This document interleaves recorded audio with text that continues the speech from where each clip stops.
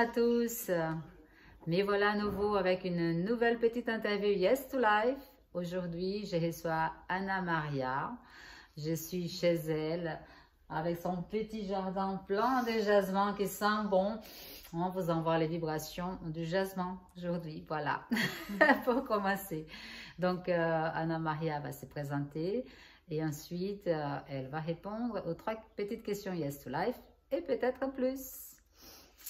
Anna Maria, c'est à toi. Qui es-tu? Alors, donc je m'appelle Anna Maria. Qui suis-je? Je pense que d'abord, je suis la mère de mes enfants. Ça, c'est vraiment mon... C'est avec ça que je m'identifie le plus. Et je travaille comme vétérinaire, je soigne les animaux. Et puis, il y aurait plein de choses à rajouter sur qui je suis, mais celle-là, je pense la base, c'est ça. Ouais. C'est déjà pas mal. Et quel beau métier. Soigner des animaux, mais quel beau métier. Bravo et merci. Je te dis merci parce qu'en plus, en ce moment, je vois beaucoup de choses. Je suis brésilienne, comme tu le sais.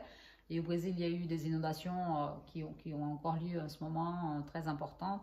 Et je vois la quantité de personnes, les vétérinaires qui sont partis avec des bateaux, sauver des animaux qui étaient éparpillés partout.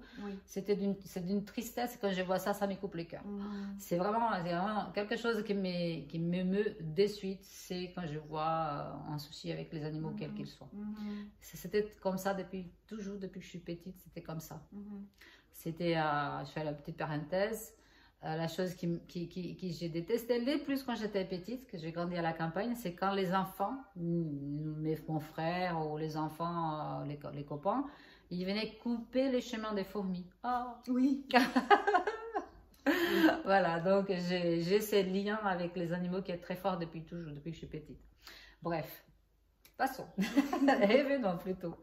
Donc Anna Maria va répondre. Petite question Yes to Life et on va commencer donc par la question principale de ce projet qui est donc la question du oui à la vie, mais à quelle vie? Donc Anna Maria, j'aimerais savoir comment toi, si toi tu fais partie de ces personnes qui disent oui à la vie. C'était mon choix à moi, donc c'est pour ça que je suis ici pour pouvoir parler de ça et entendre ce que les gens ont à dire sur cette question. Oui à la vie, mais à quelle vie? Est-ce que toi, tu fais partie de ces personnes-là? Et comment tu fais pour vivre dans ces mondes de fous en disant oui à la vie? Ok. Alors, je découvre, tu sais que j'ai pas regardé tes questions, donc je sais pas, je voulais pas me préparer, donc là, je découvre un peu. Oui, je dis oui à la vie clairement, sûrement, tous les jours dans mon métier. Tous les jours dans mon métier, je dis non à la vie aussi des fois, parce que ça me semble dans ma responsabilité, tant que vétérinaire, tant qu'être humain, tant que personne qui a la possibilité de dire non à la vie. C'est un gros débat dans mon métier surtout. Est-ce qu'on dit oui ou est-ce qu'on dit non à la vie? Et des fois, j'ai découvert que c'est plus pertinent de dire non à la vie quand la souffrance est telle qu'il n'y a plus de vie en fait. Oui. Ouais. Moi, personnellement, pour moi, oui, un grand oui. Merci. Et puis, oui à la vie. Oui à la vie. Moi, je le dis tous les jours, tous les matins quand je me réveille. Je me remercie parce que tous les matins, pour moi, c'est comme si c'était une nouvelle vie qui commence. C'est-à-dire que je meurs en fait. À chaque fois que je me couche et je renais à chaque fois que je me lève le matin. C'est comme si la vie, elle recommençait en fait chaque matin. Chaque journée, c'est une nouvelle vie, c'est une nouvelle page. Enfin, pas forcément une nouvelle page, mais en tout cas, c'est comme si je renaîtrais encore. Et voilà. Écoute, merci pour ta question, pour ta réponse. Et la deuxième question, elle concerne l'œuvre d'art. J'aimerais savoir de toi, qu'est-ce que tu penses? Est-ce qu'une œuvre d'art peut-elle élever la conscience de ceux qui regardent? Bien sûr. Et je dis ça bien sûr parce que je suis de l'autre côté, donc je suis celle qui regarde. Et pour moi, c'est indispensable. Hein. C'est vraiment quelque chose qui me fait vivre, de pouvoir regarder d'œuvres d'art, de pouvoir m'ouvrir à ce que ça peut toucher en moi, ce que je peux vivre aussi à travers de l'autre, à travers le regard de l'autre que moi peut-être je peux pas exprimer, ni avec mes mots, ni avec mes mains, ni autrement. Donc moi, ça me permet de vivre à travers ça, oui. Oui, mais dis-moi, quand même, tu chantes un peu, non? Oui. Alors, ça fait partie de l'expression. Certes. Pourquoi tu chantes alors? Est-ce que tu vois, c'est quoi? C'est une nécessité? C'est quoi? Pourquoi tu fais ça? Pourquoi je chante? Alors, je voulais dire pour m'exprimer avec ma voix, mais en fait, c'est plus que ça. C'est vraiment, je n'ai pas l'impression de m'exprimer moi. J'ai l'impression d'avoir quelque chose qui me traverse, en fait, et qui arrive à sortir à travers moi. Donc, du coup, c'est pour ça que je ne l'identifie pas comme mon art à moi, parce que, quelque part, c'est pas moi, en fait. Au moment où je chante, ou au moment où je chante quelque chose qui me touche, bah, il y a quelque chose qui me traverse, en fait, et qui va au-delà de moi. Oui, mais je t'entends, mais justement, tu dis, ce n'est pas moi, mais qui t'a dit que c'est pas toi?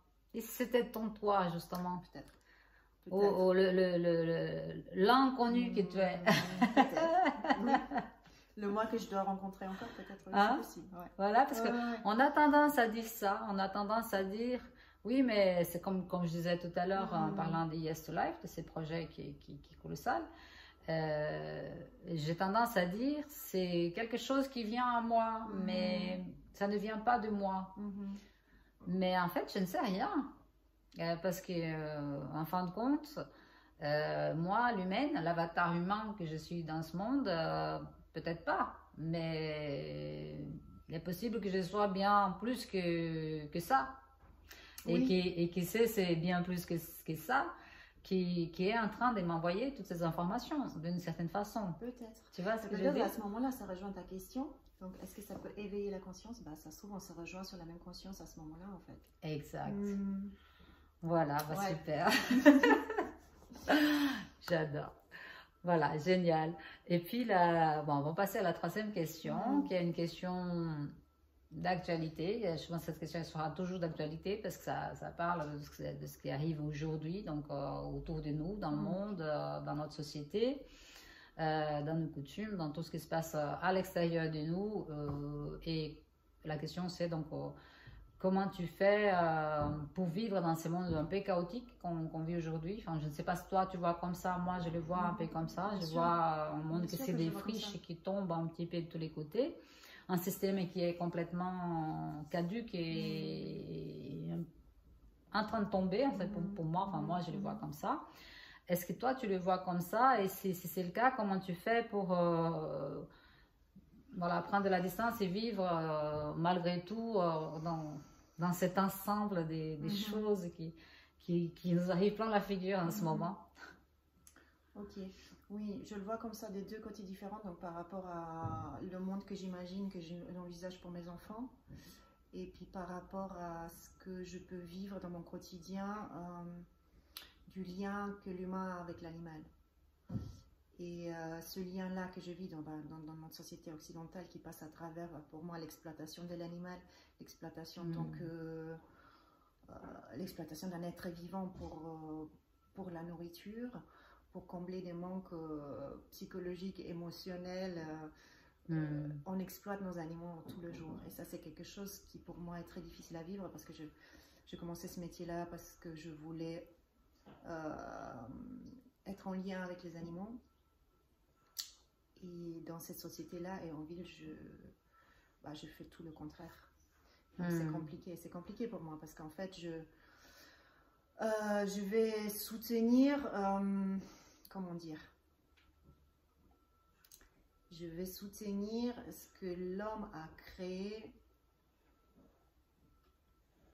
dans l'exploitation de l'animal. Moi, j'ai du mal à mettre des mots là-dessus. Mais ça, je le vois tous les jours et il faut que je trouve un moyen pour faire avec, pour pouvoir continuer mon métier et pour pouvoir quand même apporter ma petite contribution là-dedans. Et comment je fais, c'est que je regarde ce qui se passe, j'essaie de ne pas juger et j'essaie d'informer de la meilleure de mes connaissances, de mes capacités en fait. C'est ça que j'essaie de faire. Ouais. Et puis par rapport au monde qui nous entoure et par rapport au futur que je vois et j'ai envie d'avoir pour mes enfants, j'avais vu un interview d'une survivante du Holocauste, une dame qui avait presque 100 ans et qui parlait de comment elle a fait pour survivre à Auschwitz. Et elle était incroyable, cette femme, elle était super positive et elle disait qu'en fait, elle voyait le mal, mais elle était consciente du mal, elle choisissait tous les jours, tous les matins, de regarder ce qui va bien. De voir une petite fleur qui poussait dans un coin, Ouais. de voir le ciel comme il est bleu, de voir les nuages. Et ça l'a aidé à traverser cette période-là, ça l'a aidé à arriver à 110 ans. Et c'est un peu ce que j'essaie de faire en fait. Donc je m'informe un minimum nécessaire pour savoir ce qui se passe dans le monde, ce qui se passe autour de moi. Mais tous les jours, je choisis consciemment de regarder toutes les petites choses qui vont bien, tout ce que les humains font, qui apportent. Parce que pour moi, on a cette capacité en nous de vouloir avancer, de vouloir quelque chose de mieux pour nous. Ça, on l'a tous. Et j'essaye de regarder des petites pépites à gauche à droite tous les jours dans notre quotidien qui me rappellent ça. Et ça m'aide. Bravo. Ah ouais, c'est génial. C'est génial ce que tu dis parce que c'est vraiment ça. C'est vraiment ce que tu dis. Moi, c'est pareil. Nous, les urbains, moi j'ai grandi à la campagne, mais jusqu'à 10 ans et depuis j'ai vécu dans les villes et dans des grandes villes. J'ai eu l'habitude de vivre dans des très grandes villes. Et effectivement, la plupart du temps, on ne perçoit plus. On ne perçoit plus les beaux. Alors qu'il y en a partout. De toutes les façons, c'est vraiment ce que tu dis. Et il suffit de voir la petite plante qui pousse sur le trottoir, les petits trous dans le mur avec les plantes, les petites fleurs toutes petites. Là, il y a des choses. Et là, quand tu vois ça, il y a vraiment quelque chose qui se passe. On ne sait pas ce que c'est minuscule, mais c'est géant à la fois. Et c'est vraiment ça, ce que j'adore ce que tu dis, parce que je suis tout à fait d'accord avec toi en plus. Et il y a vraiment ça, revenir à la simplicité, en fait, à la beauté. Mais je me souviens, ma fille, quand elle est toute petite, bon, j'habite à Bordeaux, j'étais en pleine ville, en plein centre-ville, mais je fais en sorte, quand j'allais le chercher à l'école, quand je me baladais avec elle, de montrer toujours le beau. Ouais. Et j'ai montré ça. J'ai montré la petite plante, la petite fleur, la petite bête, le petit animal, le petit papillon qu'on croisait comme ça. Et on arrivait même, parce qu'elle était grande, Victoria, elle a toujours été très grande et forte. Je ne pouvais pas la porter dans les bras. Et à partir de 3 ans, il n'y avait plus de poussettes. Donc, pour le faire arriver à la maison en marchant, j'inventais des jardins fantastiques sur le trottoir. Je vais te raconter cette histoire parce que je l'adore. Et un jour, elle était fatiguée, elle n'en pouvait plus. Moi, je ne pouvais pas la porter. Elle faisait, je sais pas, à 4 ans, à 3 ans, elle devait faire déjà, je sais pas, 15 kilos, tu vois. Je ne pouvais pas la porter dans les bras. Et un jour, je l'ai dit comme ça, j'étais sur le trottoir et j'ai dit, regarde Victoria, tu vois le papillon? Elle me regarde comme ça. Et elle rit. Elle rit, elle me dit, ah oui, je le vois. Et puis à partir de là, c'est toute une histoire qui a commencé, l'arbre, l'autre petite bête, et on a fait tout le chemin comme ça, en rentrant dans une espèce de fantaisie qui n'était pas là, mais que je l'ai amenée à cette fantaisie. Et c'est ça en fait. Et donc c'est vrai que j'ai montré les belles portes, la belle église, les belles immeubles. Tout ce qui était beau, je voulais qu'elle apprenne à regarder les beaux. En fait, c'est ça que je voulais lui transmettre, tu vois. C'est pas parce que tu habites dans la ville que tu dois t'habituer tout le temps à voir les mêmes choses, et jamais regarder les petites choses simples de la nature qui est tout le temps là pour nous faire des clins d'œil merveilleux. Et tu te dis, regarde, je suis là, regarde. C'est ça, exactement. La vie il y a plus que ça, quoi. C'est pas vraiment seulement... Et ça veut pas dire idéaliser, parce qu'on est tellement dans un monde... Enfin, il y a des contrastes. On est dans un monde où... ça veut pas dire être dans quelque chose de bisounours ou non, pas du tout. Ce qui se passe. Parce qu'avec tout ce qui a ce mouvement des bienveillances, oui, je suis d'accord avec toi. C'est pas ça. Donc, non. Ça veut pas dire qu'on ignore. C'est vrai. Ça veut pas dire qu'on ignore. Mais on trouve des solutions et on n'oublie pas et on garde le lien avec ce qui est beau, avec ce qui est vivant en fait. C'est ça. Tout en acceptant ce qui se passe autour qui ne va pas et ce qui a envie de changer aussi, parce qu'on a envie de changer qui ne va pas, évidemment. Oui, mais justement, tu vois, excusez-moi, je t'ai coupé. La façon de changer, justement, c'est plutôt celle-là, parce que c'est en fait la façon de changer ce qu'on voit à l'extérieur, qu'on n'en veut plus. Exactement. Justement, c'est de sortir et de créer ce qu'on a envie de voir. C'est ça. Gandhi, c'est ça. Hein, c'est bien ce qu'il disait, et je pense qu'il n'était pas les seuls. Créer le monde que vous voulez voir pour vous et pour les vôtres. Et effectivement, je pense qu'on est plein dedans. Oui, tout à fait, clairement. Donc, voilà, le message il est clair. Voilà. Créez votre monde. Voilà, quelle vie voulez-vous vivre? Voilà, quelle est la vie que vous rêvez? Faites pas que rêver, créez-la tous les jours. Tous les jours, on peut créer parce que ça s'est créé là, dans le cœur, dans les projections, dans la pensée, dans plein de choses. Mais surtout là, vraiment dans le cœur, dans cette envie, tu vois, dans cette envie d'y être déjà. Voilà, c'est ça, cette envie d'y être déjà. Je suis déjà, c'est pas encore là, mais je suis déjà en quelque sorte. Et ça, c'est merveilleux. Bon, c'est génial. Alors, merci, j'ai adoré tes questions. Super. Alors, une dernière. Donc, qu'est-ce que tu as une petite citation, une petite phrase que tu dirais aux gens qui nous regardent, à moi, peu importe, pour résumer en fait tout ce qu'on vient de parler, qu'est-ce que tu retiens et que tu pourrais dire ou que tu dis d'habitude? Une citation de quelqu'un? Non, de toi-même, ce que tu disais par rapport justement à l'ensemble de ce qu'on vient de dire. Petit clin d'œil, comme ça. Alors, de moi-même, il n'y a rien qui me vient, mais tu parlais des Gandhi. Donc, Gandhi, clairement, être le changement qu'on a envie de voir. L'être et le vivre, l'incarner tous les jours pour soi-même déjà. L'incarner, le devenir, parce qu'en fait, c'est ça. Voilà, le devenir soi-même, pour moi, c'est déjà la plus grande contribution qu'on peut apporter, en fait. Tout à fait, parce que c'est la contribution pour nous, d'abord. Ça passe par nous, forcément, mais en passant par nous, ça émane aussi de nous.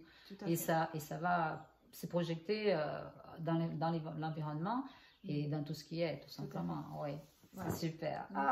Merci beaucoup, Anna Maria. Merci. Je suis ravie d'avoir passé ces moments avec toi. Merci beaucoup à vous. Merci de regarder la vidéo. N'hésitez pas à vous abonner si vous voulez suivre les petites interviews Yes to Life. Donc, il y aura normalement une toutes les semaines. Et je suis ravie de partager ces petits moments très agréables avec des personnes extraordinaires que je rencontre dans les aléas de la vie. Comme j'aime. Voilà. Yes to Life. But what life? À bientôt!